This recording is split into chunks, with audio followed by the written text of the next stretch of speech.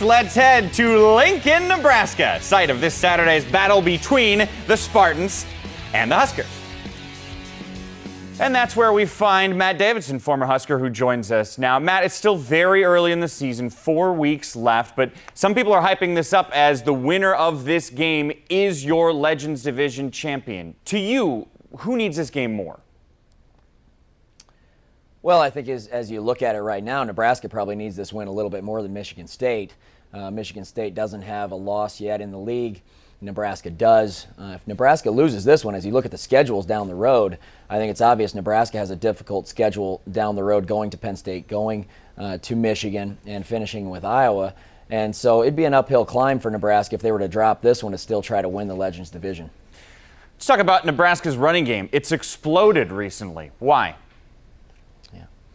Well, the offensive line, I think, has surprised people. They've gotten stronger in the second halves of games. Most of this year, I think the offensive line is better than most people had anticipated. And Nebraska, offensively, in their first year of this offense with Tim Beck, this offense is really starting to come into their own. I think they're really starting to understand what they're trying to get done schematically on the offensive side of the football. And again, a lot of young guys. So the experience is really starting to kick in. And Bo Pelini's football teams have typically done well in the second half of the year.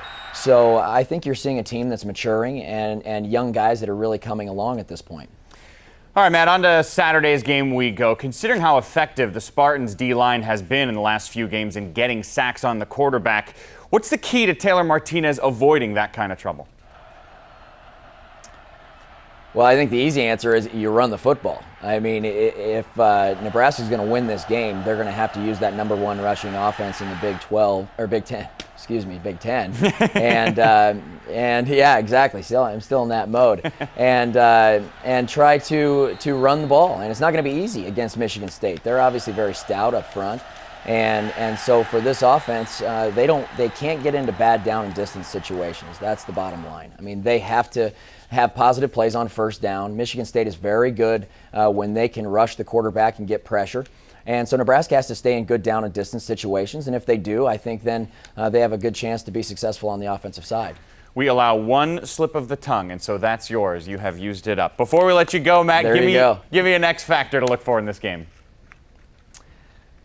Something I don't think people are talking a lot about. I think this is going to be a close game, Mike, and so I think it could come down to special teams. And when you look at the kickers for these squads, Brett Maher for Nebraska, 13 of 16 on the season, and all three of his misses are over 50 yards. So he's 100% under the 50-yard mark. And then you look at Michigan State and Conroy, their kicker. He's 6 for 9 on the year, only 9 attempts.